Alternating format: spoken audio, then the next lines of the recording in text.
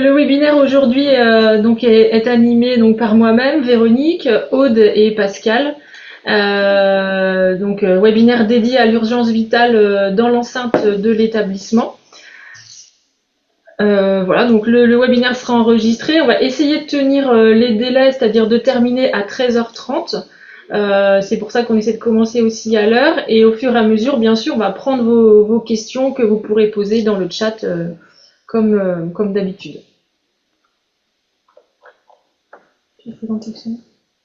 Alors, donc nous allons commencer donc dans un premier temps par vous présenter une introduction donc par le CAPS Bretagne, afin de contextualiser un petit peu la thématique en Bretagne. Puis dans un second temps, on va vous proposer une explicitation des attendus du manuel de certification avec Dr Garignon. Puis ensuite, nous aurons 2 retours d'expérience donc d'établissement. Donc le CH de Cornouailles Quimper Concarneau avec le Dr James Bénis, Roxane Cotin et Valérie Séguin-Massé. Et puis dans un second temps, le SMR Les Châtelets à Ploufragan avec Blandine Philippon et Frédéric Coudet.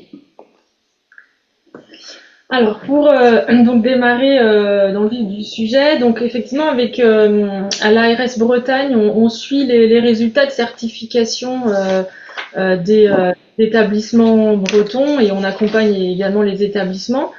Donc si on a préparé un focus sur ce critère 3.6-05, donc la prise en charge des urgences vitales est maîtrisée dans l'enceinte de l'établissement. Donc quelques chiffres en fait pour illustrer aussi le pourquoi on a choisi ce thème en fait de webinaire. Aujourd'hui on a 73 rapports de certification qui ont été publiés au niveau de la région Bretagne. Donc sur ces 73 établissements dont on a des données en fait, la moyenne du score de ce critère impératif est de 86%. Donc voilà, moyenne en Bretagne. À savoir également que 6 établissements ont une ou plusieurs fiches anomalies sur ce critère-là. Et que 19 établissements ont un score sur ce critère inférieur ou égal à 75%. Donc ça, c'est aussi une donnée qu'on voulait vous partager, parce qu'effectivement, voilà, il y a 6 établissements qui ont une ou plusieurs fiches anomalies, mais il y a un peu plus d'un quart des établissements qui ont quand même un score inférieur ou égal à 75% sur ce critère impératif. Donc c'est aussi pour ça qu'on a choisi de traiter ce thème-là, parce qu'il y a encore peut-être des points sur lesquels il y a besoin d'éclaircir certains attendus. Quelques données qualitatives. Donc au niveau des données qualitatives, donc on a effectivement des verbatims issus des fiches anomalies. Au niveau par exemple du chariot d'urgence, on a la traçabilité du sac d'urgence vitale n'est pas toujours assurée. Il y avait un sac non scellé sur une unité. Ensuite, après, au niveau du numéro d'appel unique, par exemple, vous avez la verbatim, il existe 3 numéros d'appel possibles en cas d'urgence vitale, un pour chacun des 2 médecins qui se répartissent la présence dans la semaine, et le 15 quand aucun des 2 n'est présent. Pour ce qui est de la prise en charge de l'urgence vitale en elle-même, par exemple des exercices réguliers de mise en situation ne sont pas réalisés.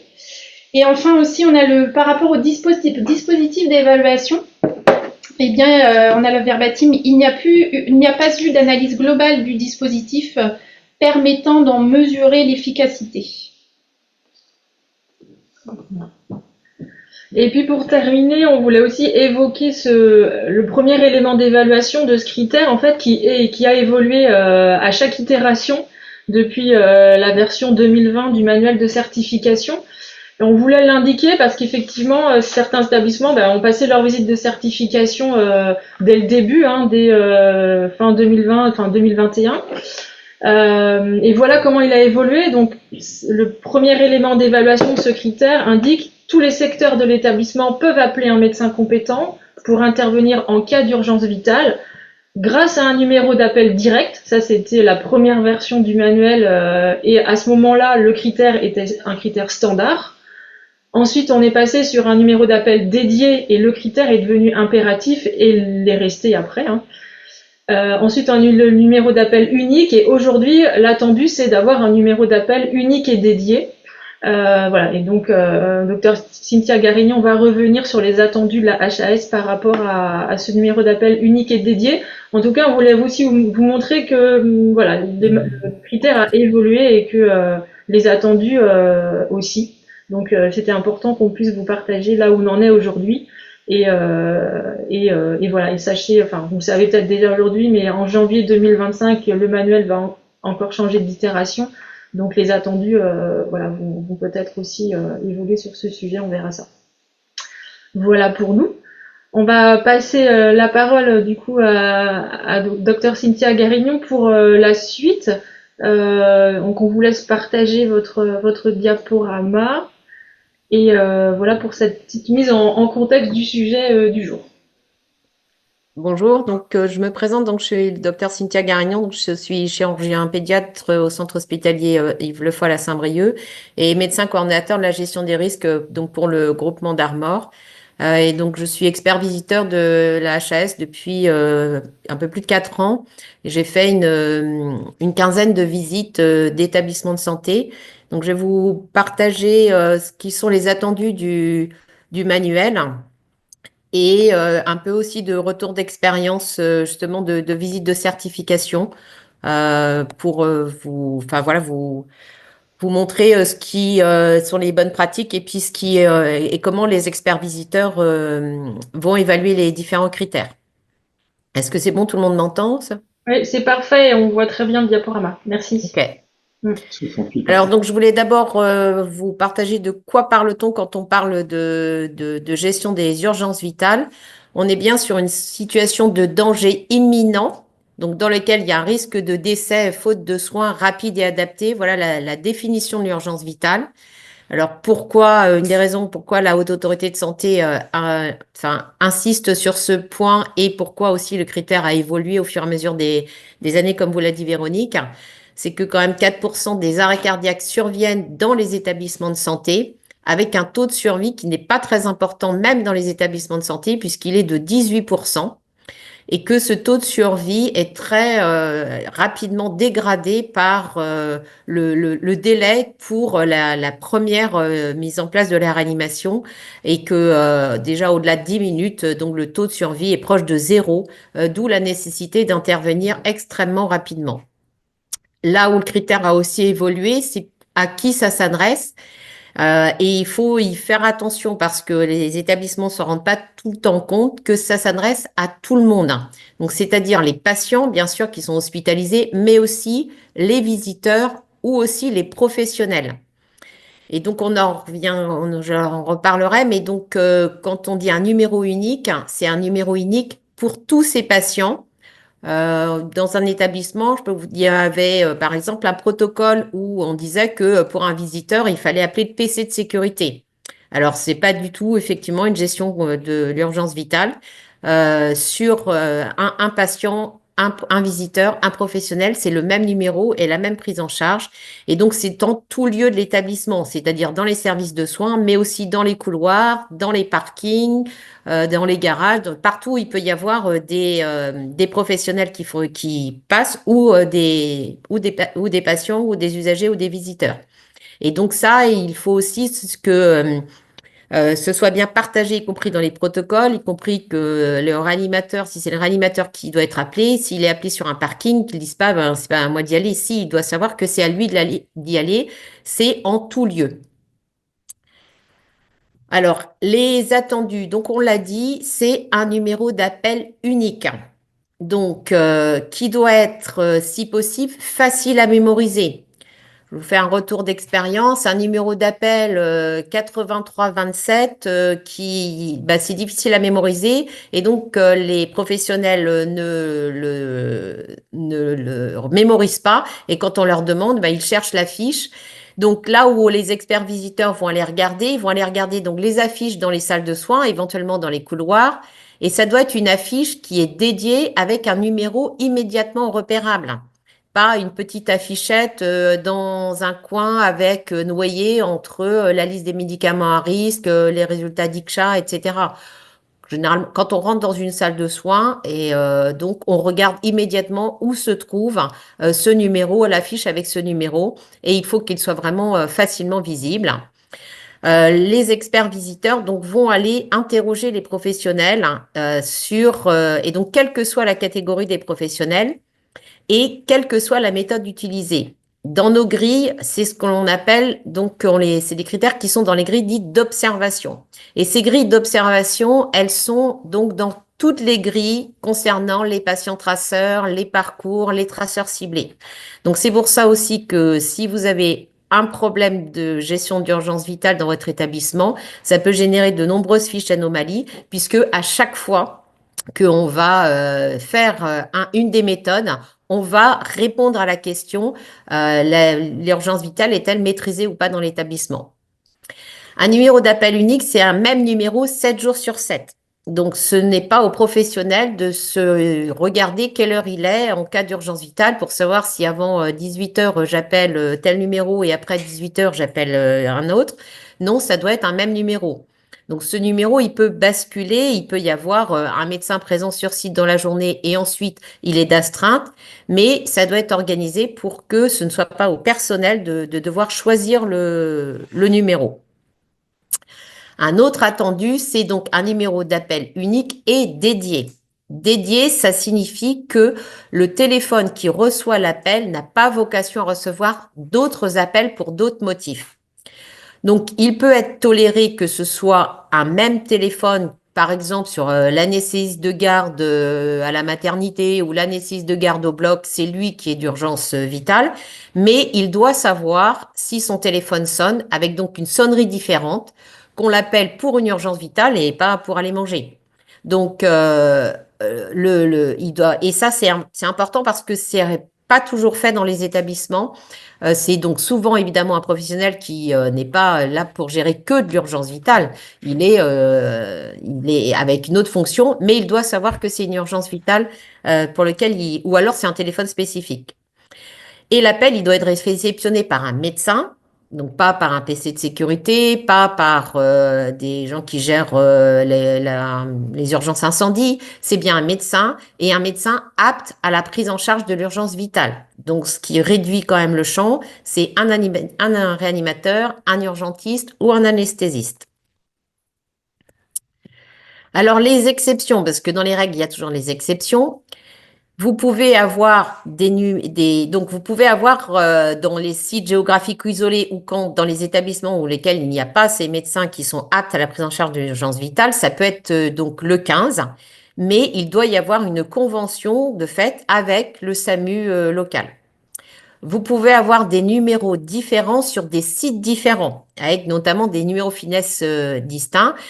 Si vous avez un établissement où il y a des SMR ou des EHPAD sur un site différent, vous pouvez avoir dans ces cas-là des numéros différents.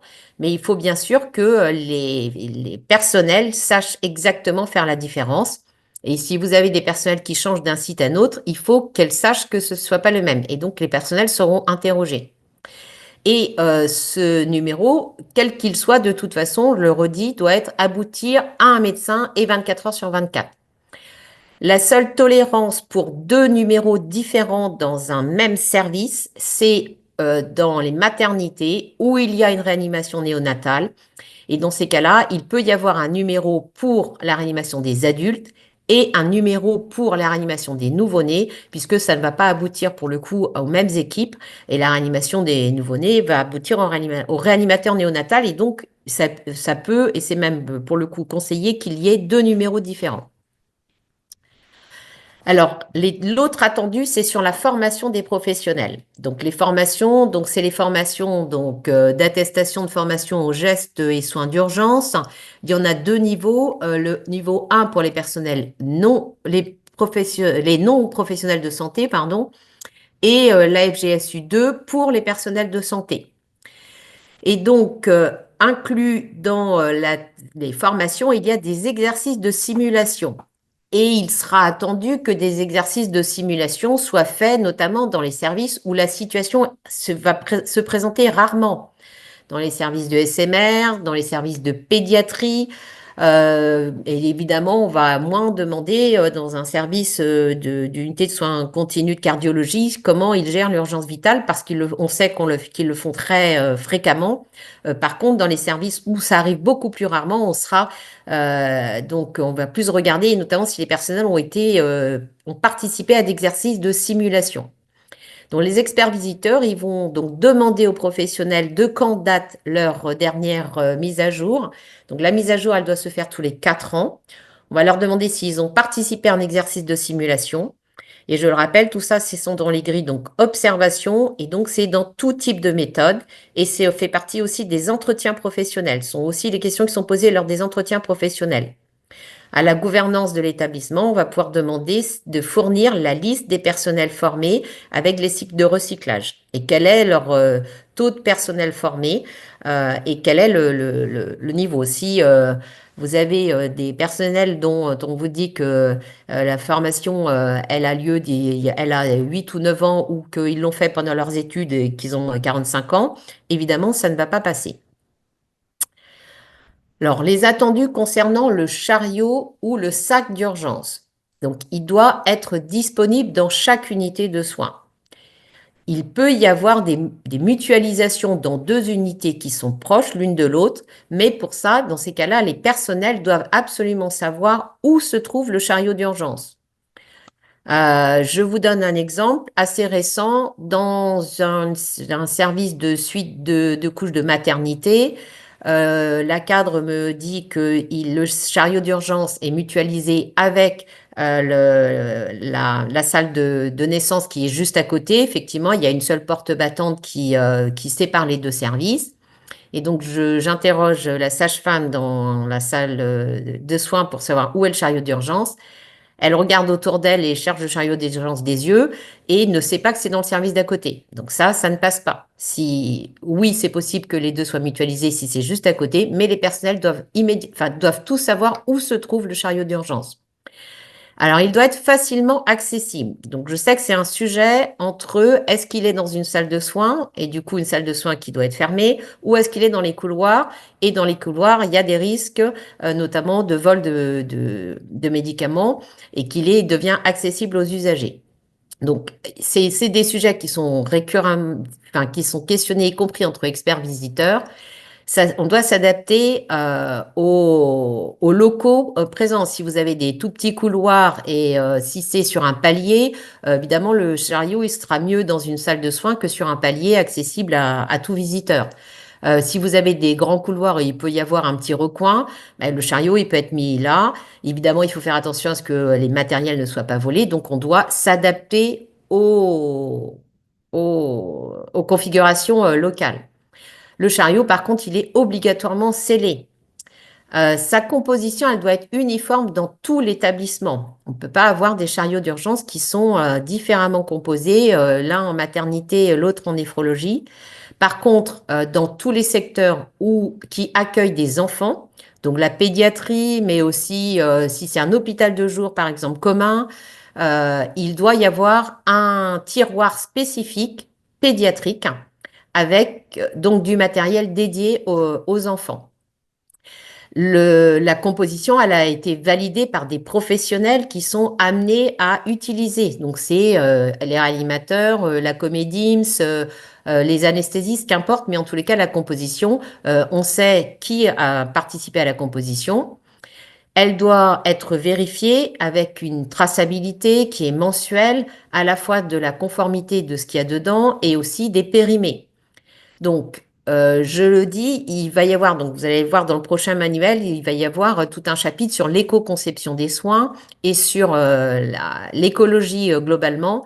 Donc, il faut faire attention à ne pas avoir des compositions trop pléthoriques, ça ne sert à rien. C'est pas la peine d'avoir 10 canules de Guédel qui vont être périmées.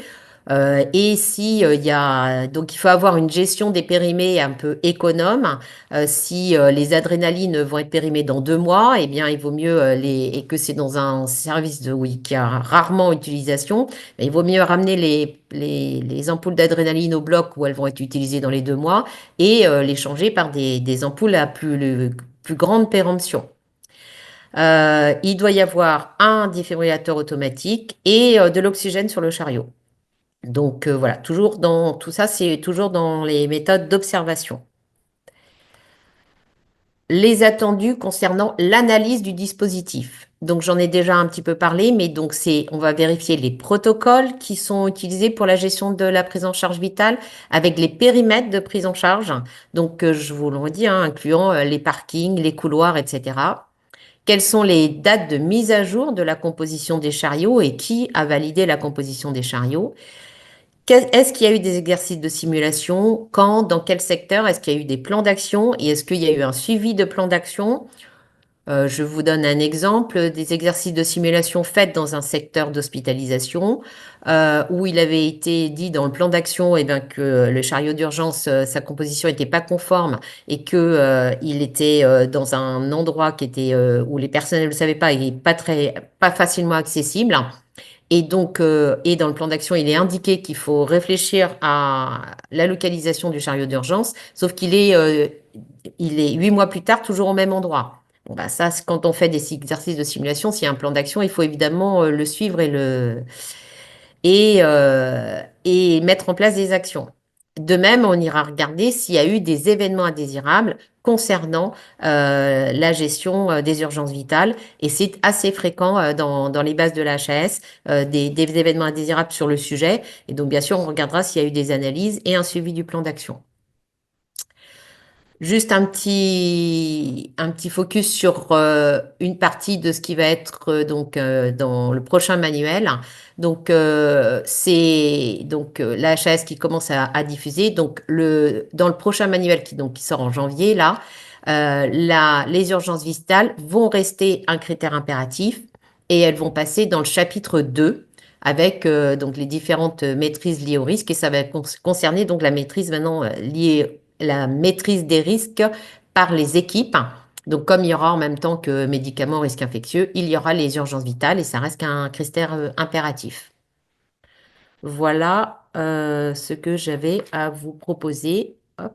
Merci. Merci beaucoup Cynthia. Donc il y a quelques questions. Il y a un premier type de questions autour du numéro unique et du recours au 15. Donc alors, tu vas répéter ce que tu as dit, mais ça permet d'insister là-dessus. Est-ce qu'il est possible d'avoir un numéro en semaine et en journée et puis le 15 le week-end et la nuit? On est d'accord? Okay, non. Bien, ok. Non, c'est un numéro. Les personnels n'ont pas à savoir et à devoir, on va dire, il y a une urgence vitale, on est rarement confronté à la situation, on est en état de stress total. Donc, enfin voilà, on le redit, l'état de stress, c'est globalement, on diminue de 50% nos capacités cognitives. Et donc, je n'ai pas à réfléchir. J'ai pas à réfléchir quelle heure il est, quel jour on est. J'ai un numéro, je le connais par cœur. C'est pour ça qu'il faut pas non plus un numéro à 4 chiffres, 85-22. Non, c'est 17, 18, 22, 22, 44, 44, ce que vous voulez, mais un truc simple. Et c'est le même numéro. Donc, ça peut basculer. Le numéro, il peut y avoir donc dans la journée, c'est le 44-44 et dans la journée, il va à la nécessité de garde et à 18h, ça bascule sur le 15. Il y a une convention, mais le professionnel, lui, il fait le 44-44. Je vous donne un exemple. Oui. Non, mais c'est clair. C'est pour les gens qui doivent appeler, en fait, que ce soit le plus simple possible. Oui. Et du coup, ce qui va avec cette question, c'est une remarque de nos collègues de l'UGCAM, c'est que effectivement, ils avaient un numéro unique et comme ils n'avaient pas de convention avec le SAMU, ils n'avaient pas mentionné le 15. Et là, a priori, c'est même écrit dans leur rapport, ils ont eu un écart parce qu'ils n'avaient pas mentionné le 15 alors qu'ils avaient un numéro dédié unique avec un médecin en bout. Oui, alors bon, après, mais en fait, donc quand c'est le 15 qui doit intervenir, il doit y avoir une convention en fait. C'est attendez, le micro qui est ouvert. C'est Delphine qui voulait compléter. Juste pour vous dire, c'est qu'en fait, le reproche qu'on nous a fait, nous, c'est que nous, on n'avait justement pas de convention avec le 15, donc on s'est pas permis de mettre le 15 comme numéro unique parce qu'on n'avait pas de convention, et que les experts visiteurs qui sont venus nous ont fait la remarque en disant, non, vous pouvez appeler le 15 même si vous n'avez pas de convention. Donc là, on a été un peu perdus. Alors, oui, donc vous pouvez, je comprends, parce que, y compris, J'ai rencontré Patrick Méchin, voilà, de la HAS, pour lui faire la remarque en disant, mettez-vous d'accord, parce que c'est où il faut une convention systématique avec le 15 pour appeler le 15. Donc nous, on a été bêtes et méchants, on n'avait pas de convention, on a dit, on n'appelle pas le 15, et là, on s'est pris un scud en disant, ah bah oui, il y a une perte de chance pour vos patients, alors qu'on avait un numéro unique, comme vous l'avez dit, un 44-44, qui contactait un médecin mais qui était peut-être pas aussi réactif et en même temps, ils sont de garde tout le temps. Donc voilà. Et donc, bah, ça nous a un peu interpellés. Donc, je reste quand même sur une grosse question sur ce 15 sans convention. Donc, on est bien d'accord que vous imposez encore la convention avec le 15 et que si on n'a pas de convention, on n'appelle pas le 15. Alors moi, j'impose rien, mais effectivement dans le manuel, et c'est bien dans la fiche pédagogique, dire que quand c'est le 15, il doit y avoir une convention. Et en fait, le problème du numéro unique, ça est dédié et c'est à un professionnel de santé médicale apte à prendre en charge une urgence vitale. Donc effectivement, si vous avez un rééducateur, c'est bien le problème, c'est qu'il va pas forcément savoir prendre en charge une urgence vitale. C'est peut-être ça qui vous a été... Non, c'est pas le cas du tout. Là, Non, on avait des médecins qui étaient capables de prendre en charge une urgence vitale. Bon. En fait, on nous a juste reproché qu'on pouvait appeler le 15, même s'il n'y avait pas de convention. Ok. C'est juste que j'ai fait comme retour à la HAS, comme quoi, voilà. Ok. Moi, je pense qu'il y a beaucoup qui appellent le 15 sans convention, mais pas effectivement en tant que numéro unique de gestion de l'urgence vitale. Je pense qu'on n'arrivera pas à se mettre d'accord là. Je pense qu'il y a effectivement des écarts aussi entre experts visiteurs. Le deuxième type de question, si je me permets d'avancer, oui, il y a des trames de convention, les SAMU en ont, donc on essaiera de vous les partager. Je réponds à une des questions du coup, Cynthia. La deuxième question sur la formation, c'est est-ce que il y a une obligation pour le niveau 1 en fait, et qui va avec, est-ce que la PSC1 peut suffire en SMR? S'il y a un niveau un peu en dessous, est-ce que tu as une idée là-dessus? Je ne sais pas. Alors, je sais pas ce que c'est que la PSC1. La FGSU, en fait, c'est une obligation pour tous les professionnels qui sont dans un établissement de santé. Donc, un pour les non-professionnels de santé, deux pour les professionnels de santé. Et je ne sais pas sincèrement ce que c'est que la PSC1. Donc, je sais pas quel est le niveau. Donc, je suis pas sûre, mais en tous les cas, la FGSU, je sais que c'est une obligation. Et je vois une question au-dessus. Est-il possible que ce soit une aide-soignante ou une infirmière des urgences qui répondent au numéro unique? C'est non. Ouais. C'est un médecin. C'est un médecin qui répond et qui sait qu'il répond pour une urgence vitale. Donc PSC1, c'est les premiers secours citoyens. Donc c'est sans doute ce qu'on appelait secouriste en fait. Donc c'est bien la FGSU1 qui est obligatoire et donc faut le redire. Et il y avait une autre question, mais tu as répondu, c'est oui, effectivement, vous allez regarder s'il y a bien une formation par la simulation, quoi, en fait. Hein. Alors, on regarde, on demande aux professionnels est-ce que il y a eu, et donc alors, c'est pas non plus s'il y a 2400 professionnels, on va pas demander à ce qu'il y ait 2400 professionnels formés par simulation, mais on va demander à l'établissement, donc c'est un peu comment vous avez testé votre dispositif. Est-ce que votre dispositif a été testé? Est-ce que vous avez fait 1 ou 2 exercices de simulation? Et je l'ai un peu redit, et notamment dans des secteurs où l'urgence vitale, elle est rare. Alors, je pense à la pédiatrie parce que la pédiatrie, c'est un vrai sujet. L'arrêt cardiaque en pédiatrie, c'est rare, c'est grave et ça panique tout le monde. Et donc ça va être demandé. Alors, on va pas aller voir en réanimation néonatale, bien sûr, hein, mais plutôt dans un service de pédiatrie générale. Donc, et notamment s'il n'y a pas d'urgence pédiatrique, par exemple, je pense alors la maternité, ça peut être pour les urgences vitales. Alors, on pense à l'hémorragie de la délivrance, mais ça peut être aussi un autre problème.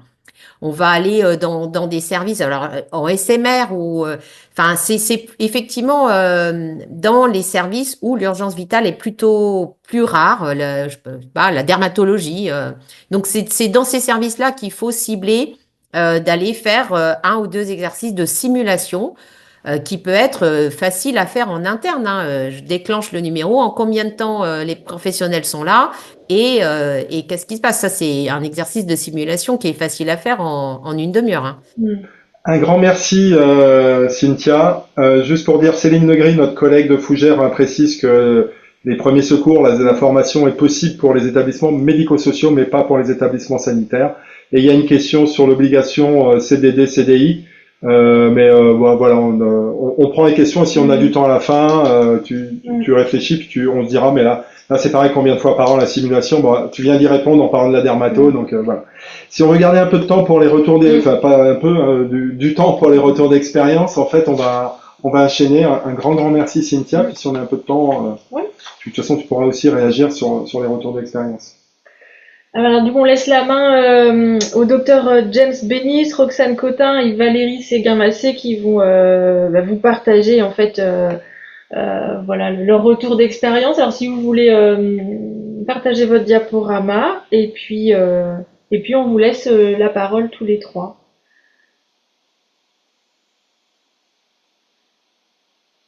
Donc là, on a voilà, parfait, c'est bon pour nous, on a le visuel.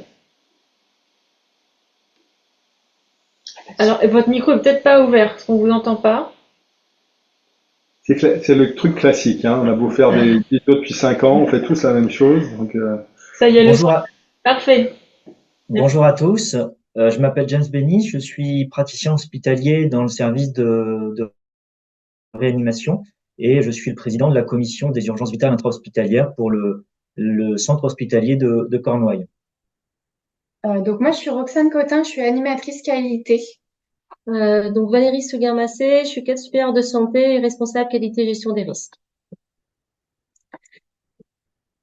Alors, l'établissement de Quimper, il est composé de 2 sites. Un site sur Quimper qui fait de la médecine chirurgie obstétrique.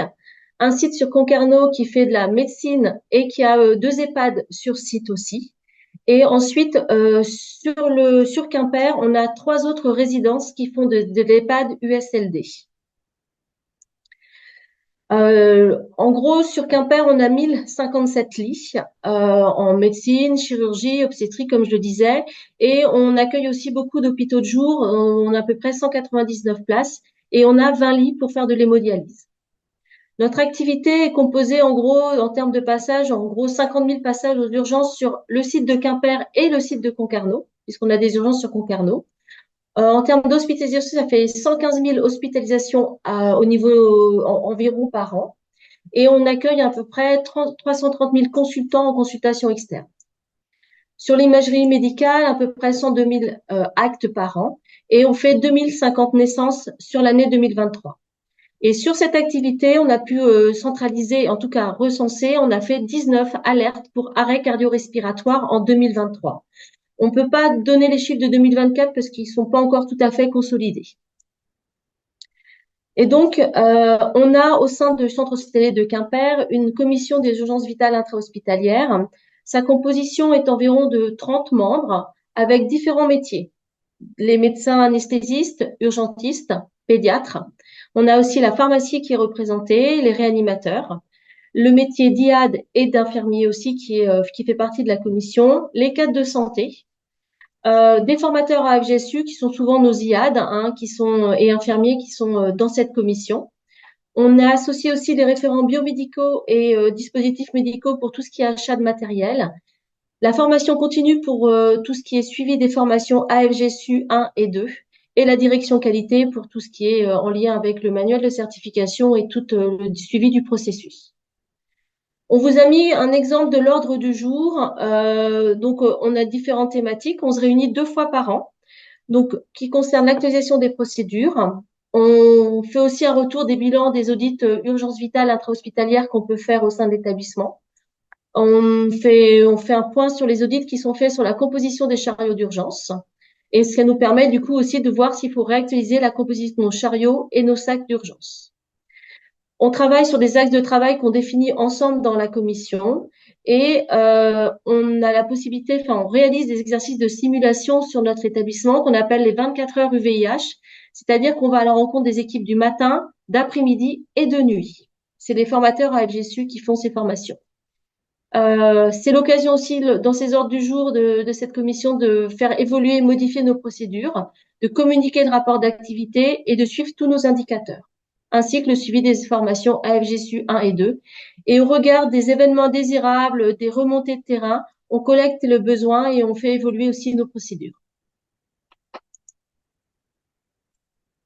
Au sein du site de Quimper, nous avons de multiples, des affiches d'urgence vitale intra-hospitalière dans tous les services, dans les postes de soins, dans les couloirs des services, dans tous les lieux accueillants du public, le hall notamment, le self, par exemple, la pharmacie.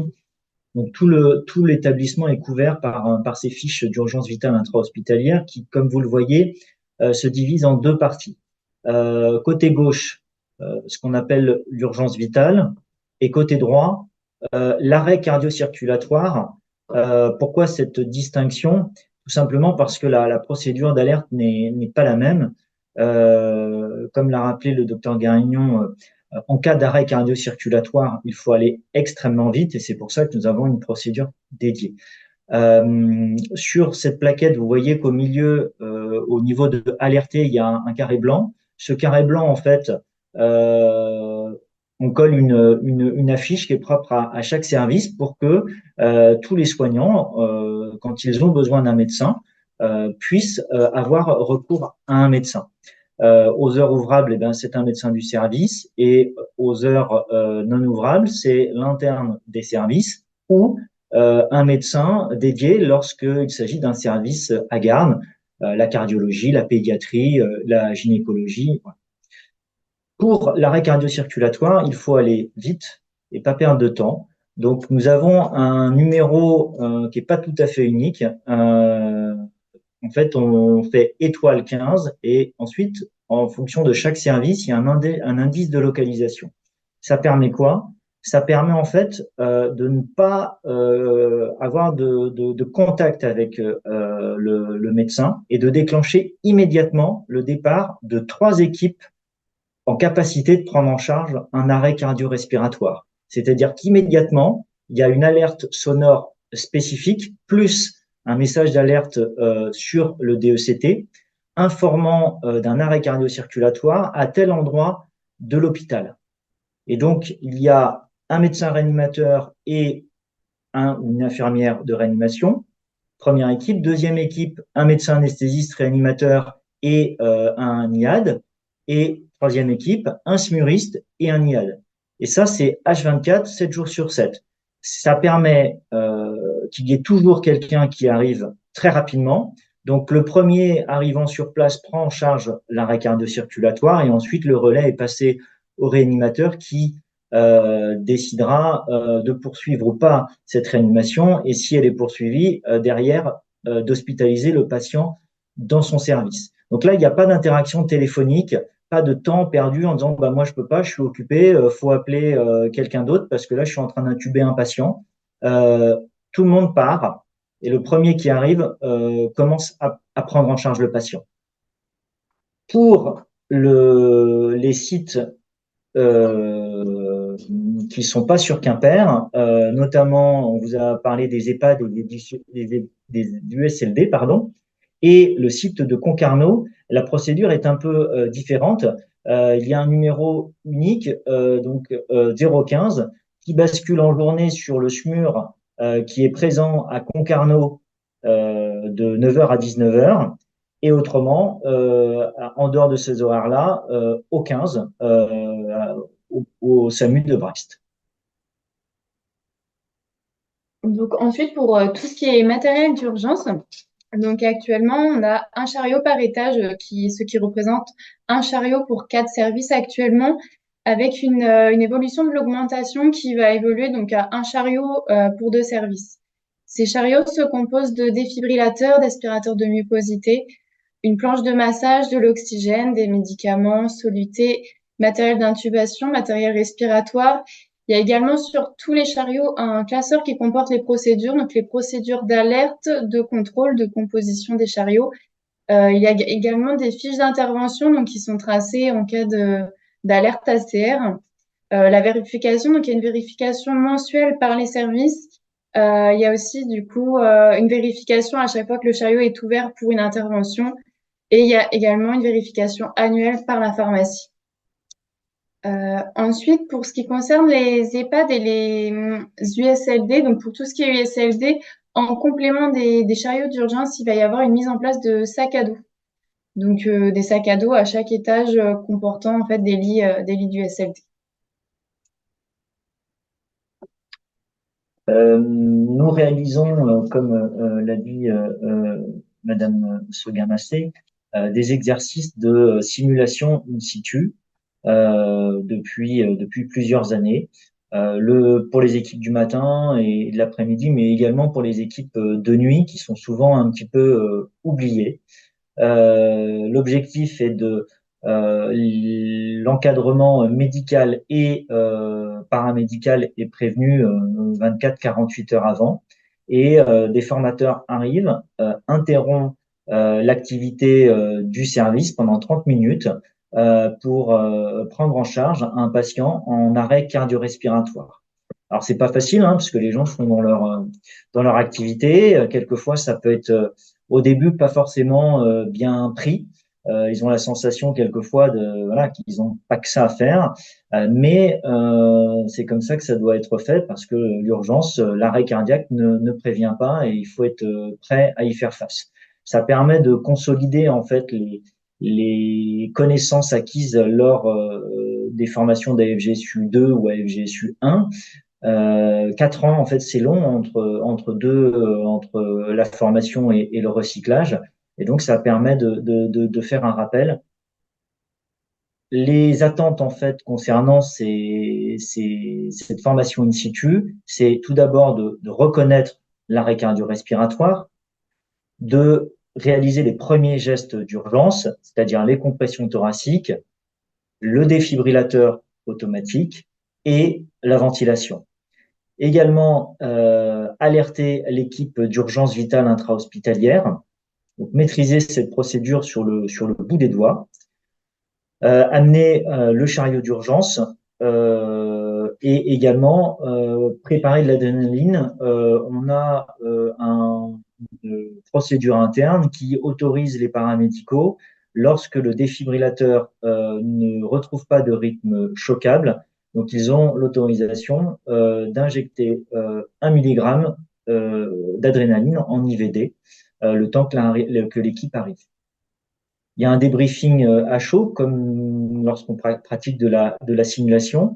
Et ensuite, il y a un retour qui est fait au niveau de la commission des urgences vitales intra-hospitalières dans l'optique d'améliorer ces formations et de voir ce qu'on peut optimiser.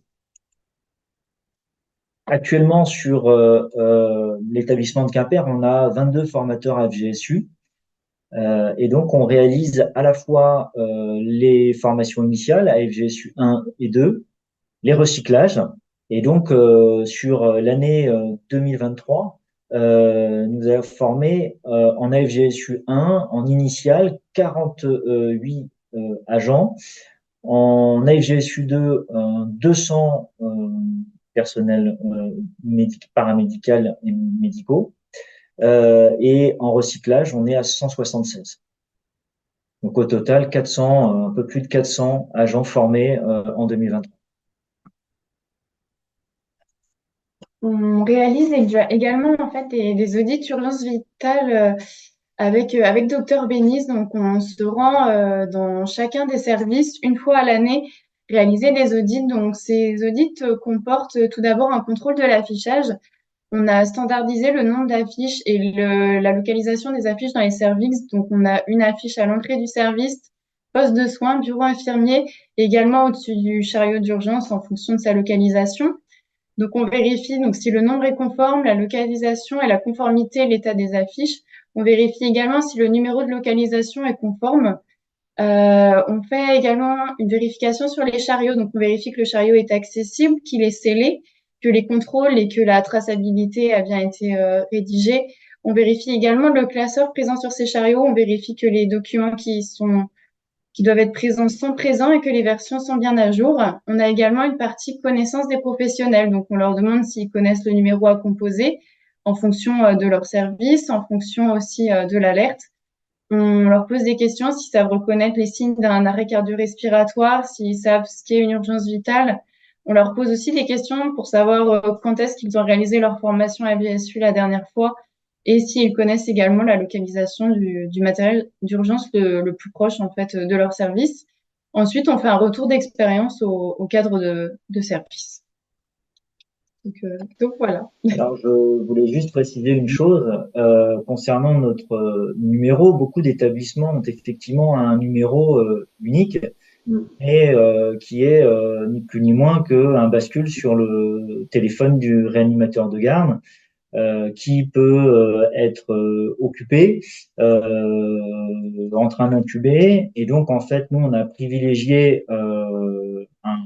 une alerte de 3 équipes et sans interaction, avec simplement un indice de localisation. À l'échelle d'ici un an, à peu près un an, tous les DECT seront géolocalisés au sein de l'établissement. Et donc, le numéro sera réellement unique, ce sera étoile 15. Et on aura ces 3 équipes alertées sans avoir besoin d'interagir avec le médecin et sans avoir besoin de mettre cet indice de localisation, parce que comme l'a dit le docteur Garignon, effectivement, plus on a de chiffres à mettre, plus il y a un risque d'erreur. Mais effectivement, cette procédure est en place depuis 2011 dans l'établissement, fonctionne extrêmement bien. À titre personnel, j'ai été médecin à la PHP ou au CHU de Brest et je n'ai jamais vu une aussi grande efficacité face à l'arrêt cardio-circulatoire intra-hospitalier. Ok, donc effectivement le dispositif que vous décrivez là, il y a nos collègues de Lorient qui disent qu'ils ont essayé de faire la même chose et que du coup en visite en fait ils ont eu ils ont été bien, ça a été bien souligné et retoqué comme ils disent. Est-ce que tu veux commenter ça, Cynthia? Alors oui, je veux bien. Donc parce que j'y étais à la visite donc. Et donc ça a fait l'objet de beaucoup de discussions. Ils avaient exactement le même dispositif qu'à Quimper, et donc c'est pour ça que je trouve que c'est intéressant comme discussion. Alors après, si je peux me permettre, ils n'avaient pas forcément quand même le même niveau d'exercice de simulation, etc. Mais ils avaient le même dispositif avec une géolocalisation et après un numéro, et donc ça a été considéré comme étant pas un numéro unique. Alors, sachant que dans les services, si je me rappelle bien, le numéro n'était pas 15 puis la géolocalisation, c'était bien 1553. Enfin, je ne sais plus quel était le préfixe, mais et donc ça a fait l'objet de beaucoup de discussions, y compris donc entre lors de la visite et après. Et il a été considéré que c'était pas un numéro unique. Alors, si du point de vue de la HAS, et des professionnels disent quand je change de service, alors y compris la nuit, etc. Et je le redis, l'urgence vitale quand on n'en fait jamais. Alors quand on est réanimateur, on fait ça tous les jours. Et donc quand on n'en fait jamais et qu'on est confronté, on voit bien, y compris quand il y a des analyses d'événements indésirables, qu'il y a un effet cognitif très important. Et donc il faut que ce soit absolument simple pour les professionnels. Et donc c'est pour ça que ça a été considéré comme non conforme. Presque vous dites à Quimper, là où les DECT vont être géolocalisés et que du coup, ils auront un seul numéro, ça me paraît plutôt une bonne évolution. Donc, mais bon, ils sont assez. Donc, il y a eu, je me rappelle qu'à Lorient, il y a eu des gros échanges, y compris avec la HAS à ce moment-là.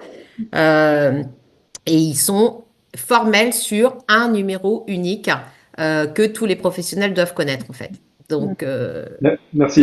Donc voilà, je pense qu'effectivement à Quimper, je ne sais pas si c'est prochainement votre certification ou si c'est passé comme ça, mais il vaut mieux évoluer vers un seul numéro et une géolocalisation automatique. Ok, merci beaucoup. Il faut absolument qu'on laisse la parole. Si ça vous ennuie pas de répondre dans le chat parce que du coup, pour nos collègues des Châtelet, et si on a un peu de temps à la fin, qu'on se garde un peu de temps, je vous redonne la parole. Ça vous va? D'accord. Bah, c'est super sympa. Il y avait d'autres questions, on essaiera d'y répondre à la fin. Ouais. Merci beaucoup. Blandine et Frédéric, on vous propose du coup de prendre la parole et puis vous aussi vous aviez à nous partager des exercices de mise en situation et puis comment vous répondez aussi à tout ça. Oui. N'hésitez pas à partager et puis effectivement on a quelques questions, on les globalisera à la fin. On vous redonnera la parole aux 3 sites là. Ouais. Merci. Oui, merci. Donc moi, je suis Blandine Philippon, responsable qualité donc au SMR Les Châtelets à Ploufragan dans les Côtes-d'Armor. Et moi, je suis Frédéric Poudet, je suis cadre de santé au premier étage. Voilà, donc on va vous partager, nous, l'expérience. Donc nous, on a passé notre visite de certification là au mois d'octobre. Donc on est en attente des résultats.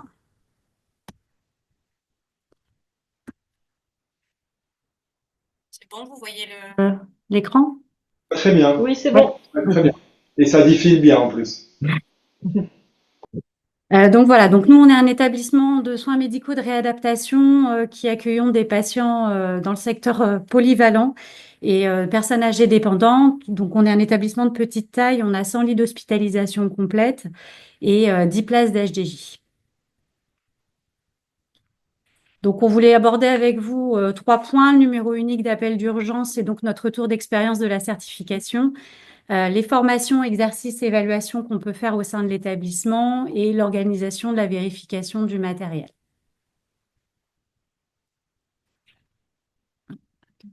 Juste un petit souci. Alors, au niveau du numéro unique d'appel d'urgence, avant la certification, on avait un seul numéro, on avait 2 distinguos. En fait, sur l'urgence vitale, où c'était traité en fait par nos médecins, on a 4 médecins au sein de la structure de 8h30 le matin jusqu'à 18h le soir. Et la nuit, le week-end et les jours fériés, ce sont essentiellement, en fait, c'est une astreinte médicale sur téléphone portable. Donc, si c'était une urgence vitale, comment la consigne était donnée à nos soignants ou à toute personne au sein de l'établissement de joindre nos médecins sur un numéro unique qui était le 2222. Et en cas d'arrêt cardiaque, de composer le 15 pour une prise en charge plus rapide, parce qu'au sein de l'établissement, nous n'avons pas de médecin anesthésiste réanimateur, on n'a pas de... nous, nos médecins, c'est des gériatres ou des médecins généralistes. Donc, pour une prise en charge plus précoce de l'arrêt cardio, pour ne pas perdre de temps, il nous paraissait important, en fait, de prévenir le SAMU dans un premier temps, afin de dépêcher au plus vite, en fait, une équipe SMUR sur les lieux pour la prise en charge de l'ACR. Voilà. Voilà. Et puis, ben, du coup, effectivement, ça ne répondait pas aux critères de la HAS, qui était d'avoir un numéro unique. Donc, c'est un élément qui est remonté dès la première réunion contradictoire qu'on a eue avec les experts visiteurs. Et là, c'est le coordinateur, expert visiteur qui est venu donc, nous visiter, qui nous a partagé l'expérience et le fonctionnement, lui, dans son établissement de santé, qui était également un SMR. Et c'est quelque chose qu'on a pu mettre en place après. C'est-à-dire qu'on gardait bien notre numéro interne unique d'appel, mais au bout de 3 sonneries, si aucun de nos médecins, puisque ça sonne sur les 3 DECT, enfin les 4 DECT de nos médecins en interne, si au bout de 3 sonneries, s'il n'y avait pas de réponse en interne, ça basculait sur le SAMU. Et donc, ça permettait de répondre aux critères et du coup de satisfaire aux critères. Et ça permettait aussi du coup qu'on préserve en fait notre mode de fonctionnement en interne qui avait été défini au départ.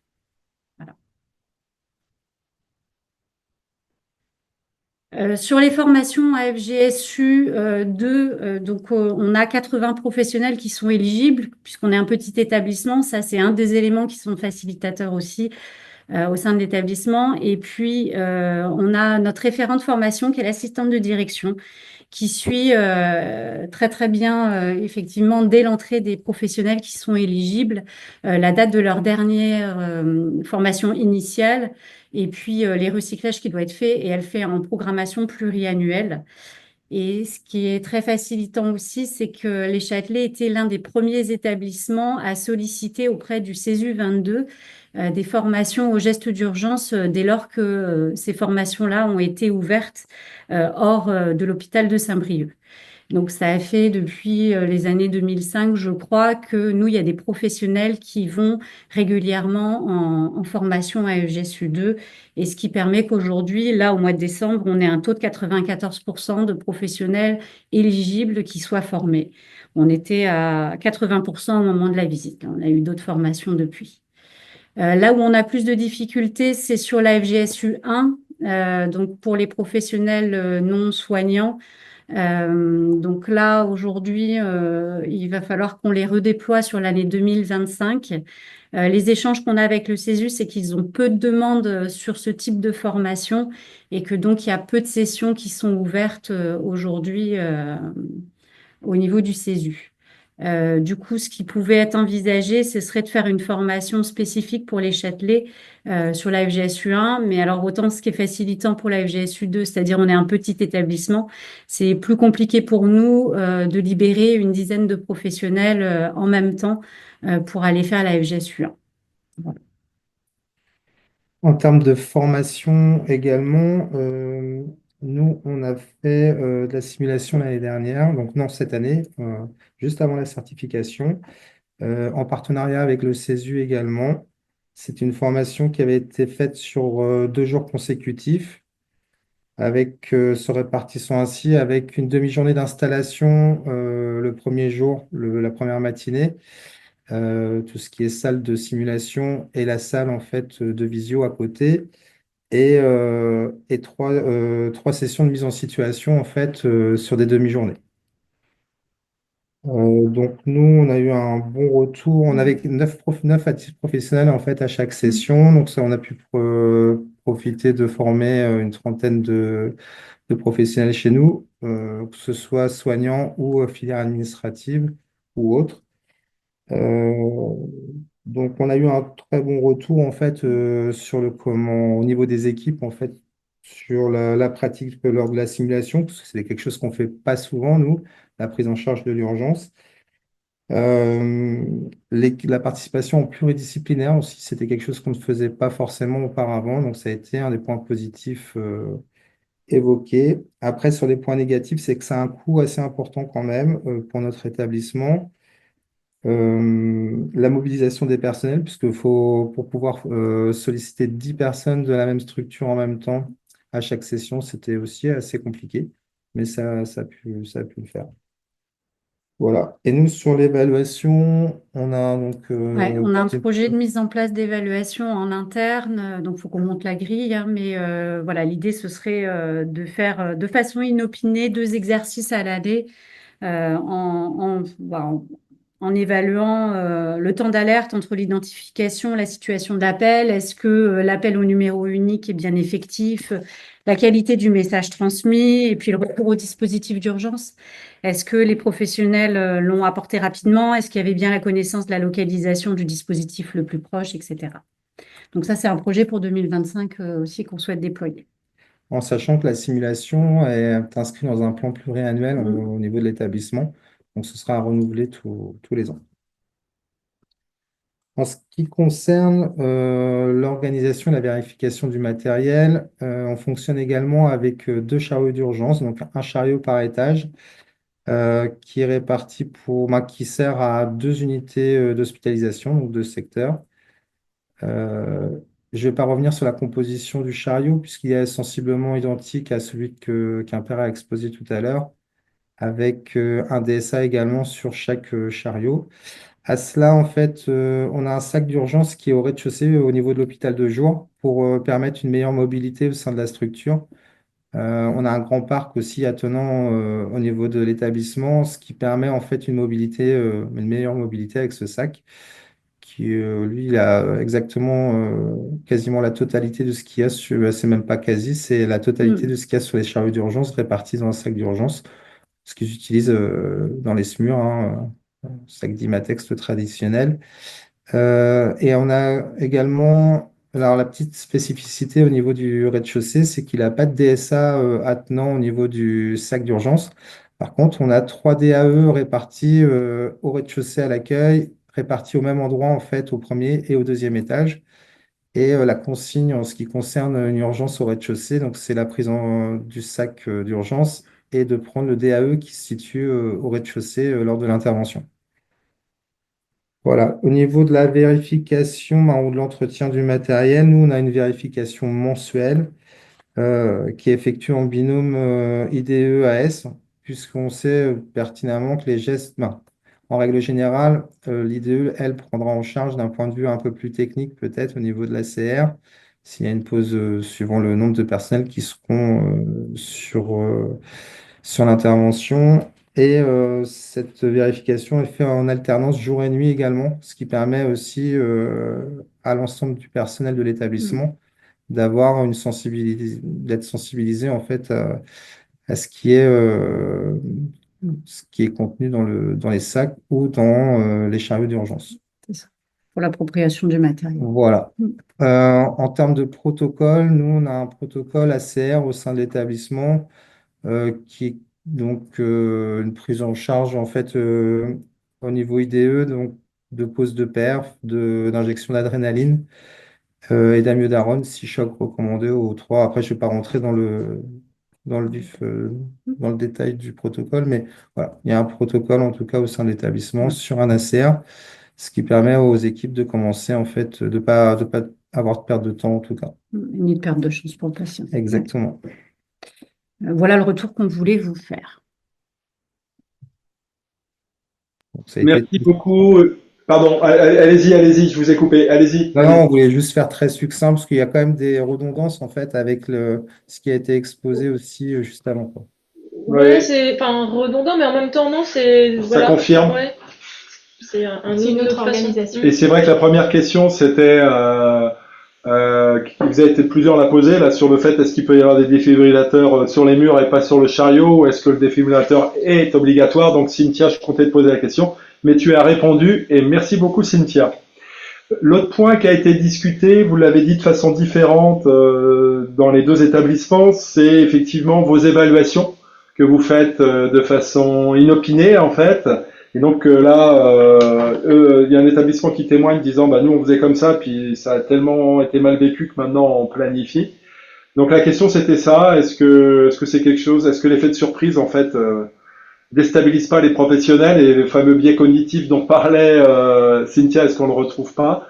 Et est-ce que vous avez déjà réfléchi à ça, du coup entre un peu évaluation formative et évaluation des compétences, quoi? Est-ce que vous avez les deux équipes là, est-ce que vous avez des éléments à partager On l'a pas encore fait. ou à Quimper? Ouais, pour le coup, nous, on l'a pas encore déployé, mais c'est vrai que j'aurais bien aimé tester de façon inopinée, sans prévenir les professionnels, pour être vraiment en situation réelle et voir les réflexes. Après, je pense que ce sera aussi selon le retour d'expérience et le vécu des professionnels qu'éventuellement on réajustera dans un second temps. En sachant Parce que là, les partages dans le chat en fait sont un peu mitigés. Allez-y, pardon, je vous ai coupé encore. Non, en sachant que dans la CIM, pour le coup, là, c'est prévisible et c'est sont prévu, prévus. et ils sont prévenus, quoi, pour le coup. Okay. Est-ce qu'à Quimper, vous voulez réagir, Oui. James? Alors effectivement, je l'avais dit dans ma présentation que les premières fois, ça a été pas forcément dans certains services bien accueilli. Je crois que en fait c'est comme ça que ça doit être fait et que parce qu'aujourd'hui c'est un critère impératif, parce qu'aujourd'hui c'est recommandé, ça change aussi la donne, hein. Au début, les gens ont eu la sensation qu'on faisait ça un peu pour comme la simulation au début, hein, comme un peu un jeu. Et ça commence à rentrer dans les mœurs, et y compris. Et là, il faut faire un travail auprès des chefs de service qui ont leur rôle, parce que quand en fait ils ne voient pas l'utilité derrière, s'il n'y a pas le soutien des cadres de santé ou du corps médical, ça va pas fonctionner. Il y a des établissements qui font beaucoup de simulations. Vous parliez de Lorient la dernière fois. Alors eux, ils sont à fond dedans. Nous, on essaye de faire beaucoup de choses. On est autonome pour nos formations. Et on a une équipe qui est dynamique, et ça commence à rentrer dans les mœurs. Et je pense que ça doit être fait comme ça. On prévient par courtoisie le cadre et le chef de service 24-48 heures avant. Et je commence à avoir des retours, notamment côté médical, en disant c'est super, très bien, notamment dans les services de chirurgie, ce qui est très bien, parce qu'en fait c'est des services où il y a un peu moins, ils sont moins confrontés à cette situation et ils sont demandeurs. D'ailleurs, les chirurgiens dans notre établissement font la FGSU2 parce qu'en fait la FGSU2 c'est aussi pour les médecins. Bien sûr. Parce que chez nous, on a effectivement un peu de retard à la FGSU 1, mais Ouais. également à la FGSU 2, quasiment aucun médecin n'est formé. Ok. Bah, très bien, vous rebondissez sur une remarque de notre collègue de Vannes, Stéphane Le Limousin, là, c'est-à-dire qu'on peut faire des contrôles inopinés, mais en accompagnant ça, en expliquant bien pourquoi on fait ça comme ça, et puis en prenant le temps d'aller regarder avec le chef de service ou le cadre, effectivement, s'il y a un contexte particulier avant d'aller sur site. Donc on peut faire des choses qui sont pas prévues, mais en expliquant bien en amont, c'est ce que vous nous expliquez, James, comment s'y prendre. Alors il y avait une question là aussi pour vos établissements qui est intéressante, c'est qui fait cette formation? Est-ce que des infirmiers qui sont formés en fait et qui font partie par exemple du service peuvent délivrer cette formation si évidemment ils ont les compétences pour le faire? Alors, Le fait de faire partie du service ou pas, est-ce que vous, par exemple, vous faites des formations pour le service de réa, par exemple, ou des infirmiers de votre service font des formations? Bon, c'est un mauvais exemple, le service de réa, je retire ce que j'ai dit. Alors, en réanimation, on fait de la formation in situ depuis très longtemps. On a baigné dedans dans notre cursus. Hein. Moi, je travaille à la fac de Brest, au centre de simulation en santé. Donc, nous, on le fait depuis très longtemps. Concernant ce qu'on appelle les 24 heures UVIH, ce sont des formateurs à FGSU qui, en fait, sont habilités par le CESU 29 à dispenser sur site la FGSU1, la FGSU2. Et donc, ça pourrait être un infirmier de son service s'il était formé à la FGSU. C'est un diplôme qui dure 1 an. Donc voilà, mais en pratique, non, les formateurs qui viennent sur site, enfin, dans ces formations, sont pas dans le service. Ok, ils doivent être agréés. Il faut pas juste avoir fait la FGSU, il faut être formateur à FGSU. Ok, si jamais ils sont dans le service et qu'ils sont formateurs à FGSU, on leur fera pas faire, parce que c'est probablement délicat, je pense. Ok, bon voilà, vous répondez très bien à la question. Une autre question allez-y. C'est le centre hospitalier de Saint-Brieuc. En fait, nous avons développé des référents par service qui sont eux-mêmes formés par le CESU pour réaliser des exercices de simulation très courts, hein, in situ dans le service, avec des schémas. Voilà, qui sont déjà préparés par le CESU et travaillés avec eux, et donc ils déclinent, voilà, de manière un peu inopinée, voilà, dans le service.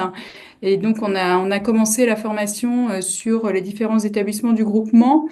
Et les retours, en tout cas à ce jour, sont extrêmement positifs, hein, parce que c'est très apprenant aussi en interne aux équipes d'avoir ces référents qui peuvent réaliser ces petits exercices de simulation qui sont très courts. Ok. Ok, je pense que tout est bon à prendre. Hein. Je ne sais pas si vous êtes d'accord, là, les trois intervenants. Je pense que toutes les initiatives sont bonnes à prendre à partir du moment où on s'entraîne, hein, pour reprendre un mot de la simulation. Oui, ça c'est sûr. Mais c'est vrai que le CESU 22 est à Saint-Brieuc et ils ont une latitude que nous n'avons pas forcément. Il faudrait que ce soit que l'initiative vienne du CESU 29 pour ce qui concerne le site de Quimper. Ok. Peut-être une dernière question. Il y avait une dernière question sur... Non, je pense qu'on a fait le tour, parce que la question sur combien de simulations par an, on voit bien que c'est pas non plus neutre, hein, de faire des formations par la simulation. Donc c'est entre les gens que vous avez à former et puis le financement que vous avez, en fait. Je sais pas si vous voulez réagir par rapport à ça. Que ça soit Cynthia, que ça soit James et l'équipe de Quimper ou bien l'équipe des Châtelet. C'est vous qui avez parlé du coût tout à l'heure, donc je vous laisse un peu répondre à ça. Et James aussi, bien sûr, enfin James et tous les trois, quoi. Moi, j'ai pas trop d'avis sur la question. Je me rends pas forcément vraiment compte de combien ça coûte. Je sais qu'on a une direction qui est qui est aidante pour ça. Ça fait un moment que c'est instauré chez nous avec une formation qui continue, qui nous soutient. Et donc, c'est vrai que on est quand même un établissement qui est grand. On fait notre propre formation en interne. On est soutenu dans cette démarche. C'est sans doute un peu différent pour un établissement plus petit qui doit faire intervenir directement le CESU 22. Mais voilà, j'ai pas trop d'avis sur la question. Vous avez ouvert votre micro, Blandine et Frédéric. En termes de coûts, ben, nous, on est aussi une petite structure. Après, tout est relatif, mais nous, je sais que pour une trentaine de personnes, c'est aux alentours, faut compter de 10 000 euros. Mais on a une direction qui est plutôt aidante aussi en termes de tout ce qui est formation. Après, ramener au nombre de personnes, ça fait une trentaine de personnes sur site. On arrive à des formations de type AFGSU, hein, c'est 300 euros à peu près par personne de former, c'est ça? 300 euros, peut-être. D'accord. Bon, bah, très bien. Donc voilà, j'espère que les directions sont connectées, puisqu'on voit bien qu'il y a des établissements soutenants, et je pense que c'est indispensable par rapport à ce qu'a dit Cynthia Garignon tout à l'heure. Cynthia, tu avais ouvert ton micro, est-ce que tu veux dire un mot pour peut-être pour terminer ce webinaire, parce qu'on avait dit qu'on dépasserait pas, mais évidemment, comme d'habitude, on dépasse, quoi, en fait. Donc, non, mais c'est sûr que quand les établissements peuvent faire en interne les formations, y compris, ça coûte moins cher, mais il faut encore avoir les compétences en interne, c'est sûr. Après, je voulais faire un petit retour. Je me rappelle qu'il y a quelques années, chez nous, on a eu du mal à faire des formations par simulation, notamment dans le service de pédiatrie, où les gens n'étaient pas très intéressés. Et après un week-end où ils ont fait 2 arrêts cardiaques dans le même week-end, alors avec où ça s'est bien passé, hein, la gestion de l'arrêt cardiaque s'est bien passée. Ceci dit, les équipes avaient été très très, du coup, je dirais presque choquées. Et en fait, après, c'était beaucoup plus facile de les mobiliser pour faire des exercices de simulation. Ils étaient plus demandeurs. Et donc, c'est en fait, il faut. Moi, je pense que la simulation, ça permet de mettre en pratique. Et puis, bah, quand ils sont confrontés à la situation vraiment, eh ben, ils sont moins en difficulté que l'arrêt cardiaque chez l'enfant, où après, les équipes sont en difficulté parce que même quand ça s'est bien passé. Donc, je rejoins un peu, personne ne peut prévenir l'urgence vitale, hein, et ça peut donc arriver à tout moment, de jour et de nuit. Et les équipes, on ne viendra pas leur dire une demi-heure avant, il y a un arrêt cardiaque dans une demi-heure. Donc, très bien. On voit bien que, oui, c'est peut-être de faire connaître en fait le nombre d'ACR qu'il y a chaque année dans un établissement, hein, ce que nous a partagé l'équipe de Quimper. Ça doit être effectivement c'est très aidant, parce qu'il faut pas oublier que c'est pour outiller les professionnels, comme tu viens de dire. C'est des événements très traumatisants. Est-ce que vous vouliez rajouter quelque chose? Et puis l'intérêt de la simulation, comme le dit une des collègues, c'est jamais la première fois sur le patient, donc c'est quand même plus facile comme ça. Merci Sophie. Est-ce que vous aviez d'autres choses à partager? Il y avait une dernière question sur la géolocalisation de nos collègues de Vannes. À quel niveau ça doit se faire? Est-ce que quelqu'un se sent assez à l'aise là, pour répondre à cette question? Je pense à nos collègues de Quimper ou Bah, nous, le dispositif, ça va être le câblage qui est dans le plafond, et en fait, le téléphone avec lequel on appellera sera immédiatement géolocalisé. Donc, il y aura l'étage et le nom du service. Ok. Et donc, l'idée, c'est de vous évoluer en plus vers un pour répondre à cet impératif de numéro unique. Avec une prise en charge très rapide et un numéro unique. Mais voilà. Si le numéro unique, c'est arrivé sur un DECT qui est dans la même configuration que pour toute autre urgence vitale, certes, on répond aux critères, mais c'est pas très efficace. Donc là, on a envie de faire efficace et répondre clairement et de manière stricto sensu aux critères de l'HAS avec un seul numéro. Okay. Et donc, c'est notre objectif pour dans 1 an. Bon, mais très bien. Je pense que quand les visiteurs, même si vous n'êtes pas tout à fait bien, si vous leur dites que vous allez vers ça, ça doit être aussi facilitant. C'est bon, Véronique? C'est bon pour nous. Il y avait une information peut-être à partager, même si tu l'as mis dans le chat. Ouais, effectivement, le prochain webinaire, alors il sera organisé par la Haute Autorité de Santé, c'est le 21 janvier de 12h30 à 14h, et vous aurez une présentation des nouveautés du manuel de certification et voilà des attendus. Donc le lien d'inscription est sur le site de l'HAS, vous pouvez vous inscrire. Et puis nous, l'année prochaine, je pense qu'on repartira sur 2 ou 3 webinaires, 60 minutes certifs, voilà, en fonction des nouveautés, des nouveaux enjeux qui vont arriver. Donc, on vous tiendra informé de toute façon par mail ou sur notre site internet. Voilà. Un grand merci et on vous souhaite de très belles fêtes de fin d'année à toutes et tous. Merci. Et bien du repos. Voilà, très bien. Merci à tous. Bonne journée. Merci pour Merci. les équipes Cynthia, les équipes de Quimper, les équipes du Châtelet. Vraiment, merci beaucoup.